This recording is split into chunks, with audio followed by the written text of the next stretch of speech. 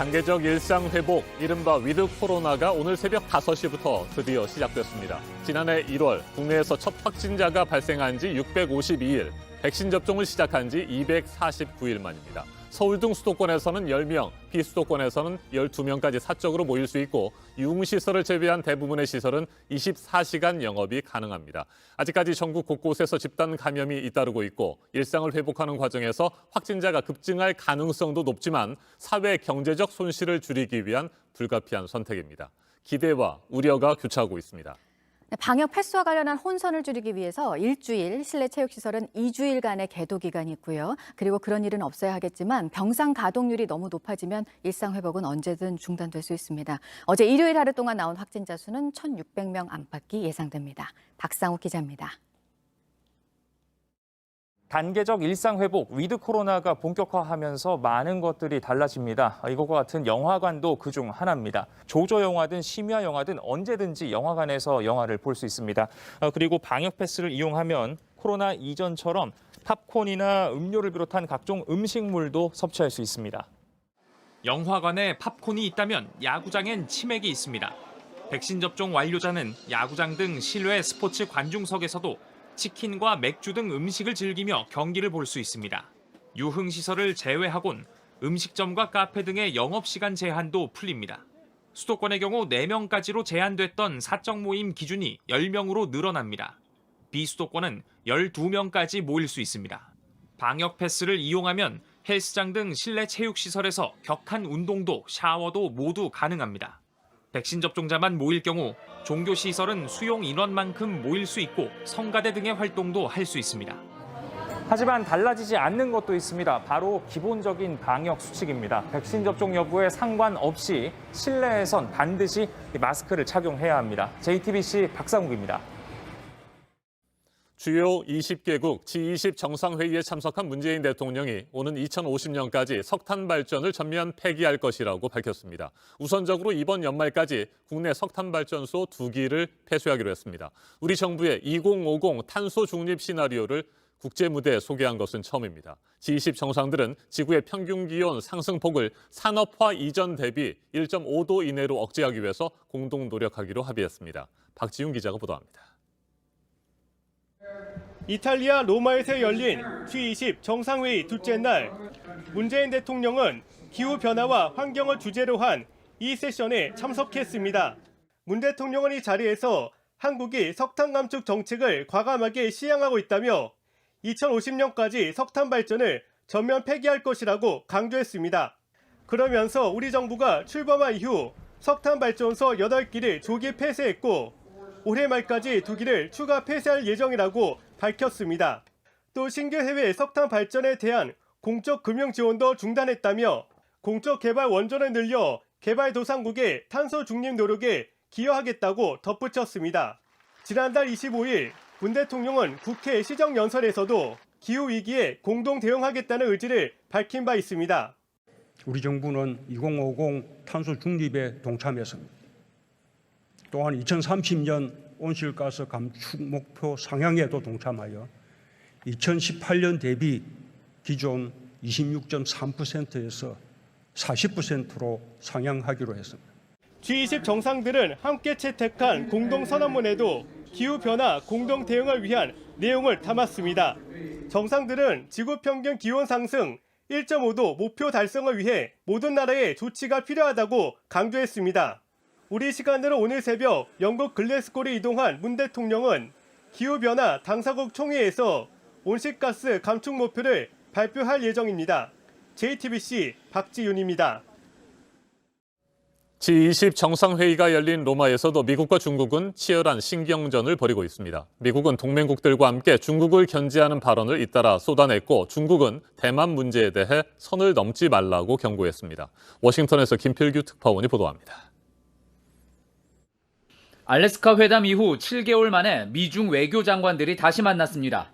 최근 중국이 대만 해협에서 군사적 긴장감을 높이는 것에 대해 블링컨 미 국무장관은 일방적인 조치를 반대한다고 밝혔습니다. 그러자 왕이 중국 외교부장은 민감한 대만 문제를 잘못 처리하면 중미 관계가 파괴될 거라며 경고한 걸로 전해졌습니다. 이날 바이든 미국 대통령도 EU와의 철강 알루미늄 관세 분쟁을 끝내면서 공격 방향을 중국으로 돌렸습니다. Restrict access to our markets for dirty steel from countries like China and counter countries that dump steel in our markets, hammering our workers and harming them badly, along with the industry and our environment. 기후변화 회의를 두고서는 중국에 직접 실망감을 나타냈습니다. Not only Russia, but China basically didn't show up in terms of any commitments to deal with climate change. And there's a reason why people should be disappointed in that. I found it disappointing myself. 한국과 독일, 스페인 등 14개국 정상과 함께 공급망 문제 해결을 논의하는 자리에도 중국 대표는 없었습니다. 이 자리에서 바이든 대통령은 강제 노동의 철폐를 언급하며 중국 신장의 인권 문제를 겨냥했습니다. G20 회의에서 갈등의 폭만 확인한 미국과 중국은 연말에 하기로 한 두 정상 간의 화상회담에서 본격적인談판을 이어가게 됐습니다. 워싱턴에서 JTBC 김필규입니다. 기시다 후미오 총리가 이끄는 일본 집권 자민당이 4년 만에 실시된 중의원 총선에서 단독 과반 의석을 확보하는 데 성공했습니다. 이번 총선 승리로 기시다 총리는 취임 이후 첫 번째 시험대를 통과하면서 국정 운영에 탄력을 받게 됐습니다.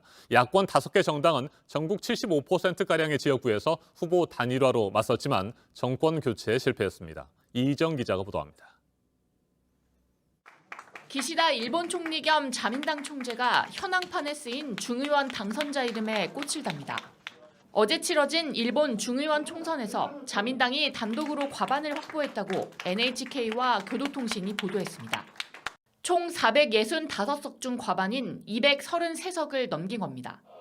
열린여당인 공명당에 32석을 더하면 자민공명당은 293석을 확보해 절대 안정 다수 달성이 확실합니다.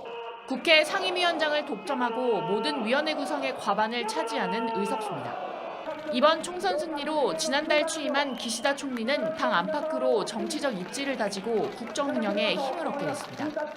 政権与党が変わるような変化を求めるよりは、現状の政権の継続ということを求めていきたいかなというふうに思います。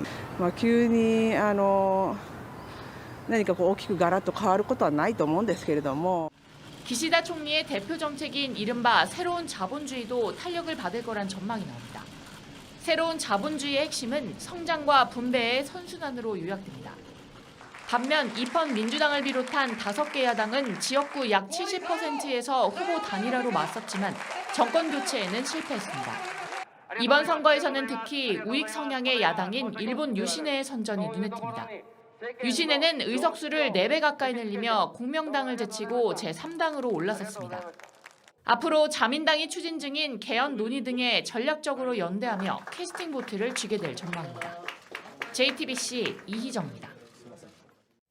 코로나19의 위기를 극복하면서 조금씩 우리의 소중한 일상을 되찾는 단계적 일상 회복. 그 첫걸음이 시작됐습니다. 오늘 새벽 5시부터 위드 코로나 1단계가 시행되고 있습니다. 서울 등 수도권에서는 10명, 비수도권에서는 12명까지 사적 모임이 가능하고 유흥시설을 제외한 거의 대부분의 시설은 영업시간 제한이 풀렸습니다.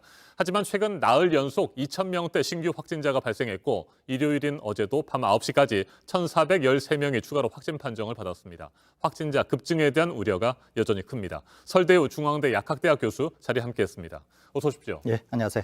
네, 지난해 1월 국내에서 첫 확진자가 발생한 지 652일, 백신 접종을 시작한 지 249일 만에 드디어 일상 회복을 위한 단계적인 방안들이 시작됐습니다. 사적 모임의 제한 규정이 많이 풀렸어요. 수도권에서는 10명, 비수도권에서는 12명까지 모일 수 있고요. 카페나 식당 등의 영업도 24시간 가능해졌는데 이 같은 1단계 일상 회복 조치 큰 문제는 없다고 보십니까? 예, 저는 뭐 큰 문제가 없다고 보고요. 그다음에 이제 어차피 가야 될 길인데 네. 이제 적당한 타이밍에 잘 갔다 이렇게 생각이 되는 거죠. 왜 그러냐면은 우리가 백신 접종을 한 이유가 단계적 일상 회복을 가려고 백신 접종을 한 것이거든요. 네. 그러니까 백신 접종이 충분하기 때문에 안 갈 이유가 아무것도 없었다는 거죠. 게다가 영국이나 다른 국가들은 백신 접종률, 온전한 접종률이 좀 낮으면서 시작을 했어요. 거기에다가 마스크 착용을 시작하면서 온전히 다 해제를 해서 상당히 이제 폭증을 맞이하게 되는데 네. 우리는 백신 접종률도 그 나라보다 더 높고 또 단계적 일상회복으로 갈 때 가장 중요한 보호수단이라고 볼 수 있는 마스크도 실내에서는 끝까지 착용하겠다고 했기 때문에 우리나라는 다른 나라들, 이미 먼저 가본 다른 나라들보다 상황도 좋을 것 같고 백신 접종률도 높기 때문에 많은 국민들께서 걱정하시는 것과는 달리 훨씬 다른 나라들보다 상황이 좋지 않겠나 이렇게 저는 개인적으로 전망하고 있습니다. 네, 앞으로는 확진자 발생을 억제하는 것보다는 설령 감염이 되더라도 중증으로 번지거나 사망하는 그런 위험도를 낮추는 데 더 집중하겠다는 것이 정부의 방침입니다. 그렇게 하기 위해서는 의료 체계 대응이 잘 돼야 될 텐데 현재 준비 상태는 어떻게 평가하세요? 지금 뭐 준비 상태는 제대로 되어 있다고 저는 생각을 하고요. 네. 또 다른 하나는 뭐냐면은 많은 분들이 단계적 일상회복이 뭔가에 대해서 잘 이해를 못 하시는 것 같아요. 단계적 일상회복이 뭔지를 이해하시는 게 먼저 중요합니다. 뭐냐면 이거예요. 우리가 통상의 독감 시즌, 좀 있으면 독감 시즌이 오지 않습니까? 네. 이 독감 시즌처럼 코로나 시즌을 보내는 것이 단계적 일상회복이라고 이해하시면 돼요. 그러니까 우리가 겨울 독감 시즌이 되면 독감에 걸렸다고 해도 견딜 수 있으면 출근하고 학교 가고 하지 않습니까? 그죠?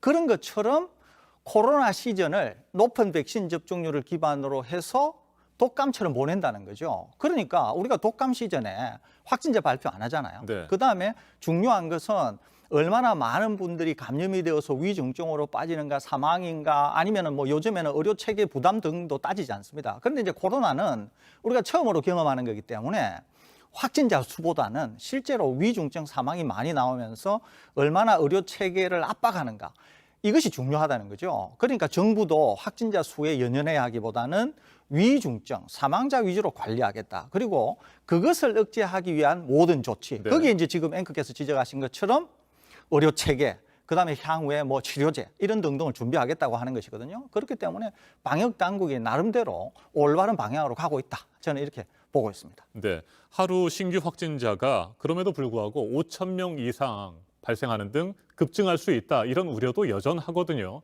어느 수준까지 우리의 의료 대응 체계가 감당 가능한 수준인지 궁금하고요. 어느 수준을 좀 넘어서면 이 일상 회복 단계 자체가 중단되거나 2단계로 넘어가지 못하는 상황이 발생하지는 않을까, 뭐 이런 우려도 있는데 이건 어떻게 보십니까?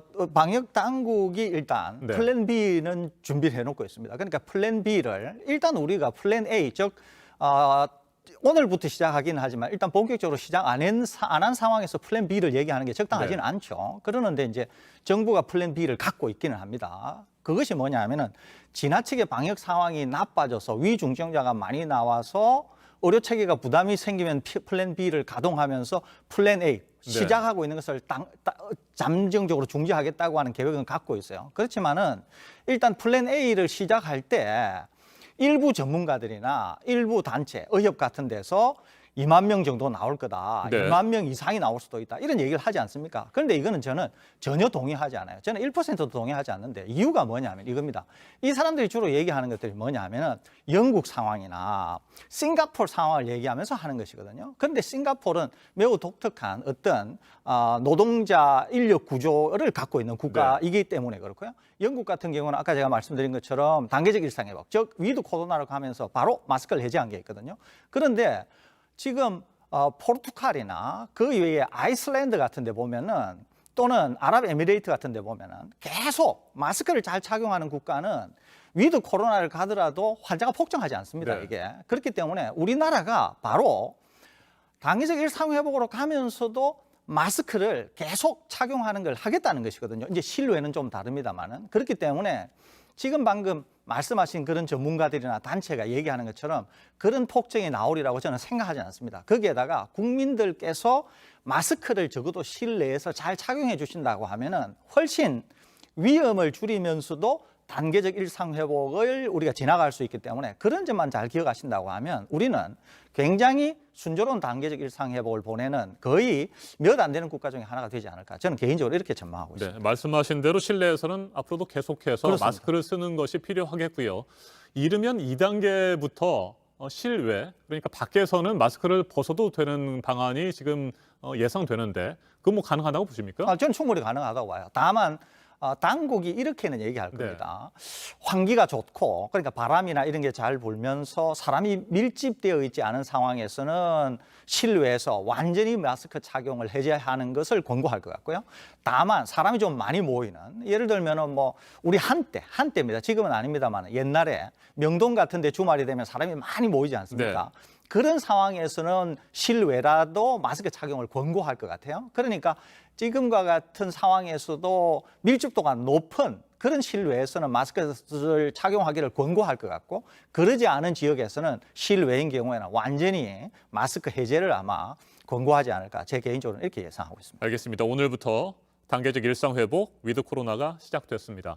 앞에서도 뭐 여러 차례 말씀을 하셨습니다만 그럼에도 불구하고 우리가 계속해서 주의하고 또 해야 될 부분들이 있잖아요. 끝으로 한 말씀 해주시겠습니까? 예, 3가지인데요. 하나가 마스크입니다. 두 번째가 미접종 고령자분들이 접종을 하는 것이 대단히 중요합니다. 대부분의 사망이 거기에서 나오고 있습니다. 세 번째가 고령층 중에서 온전한 접종을 했는데 면역이 저하가 되면서 부스터샷이 필요하신 분들은 꼭 부스터샷을 강력히 권고드립니다. 그러니까 이 세 가지 두 개는 이제 사람에 대한 거고 하나는 마스크에 대한 거거든요. 이 문제만 우리가 잘 해결한다고 하면은 상당히 좋은 성과를 내는 단계적 일상이 될 것이라고 저는 확신하고 있습니다. 알겠습니다. 여기까지 듣겠습니다. 설대우 중앙대 약학대학 교수였습니다. 말씀 잘 들었습니다.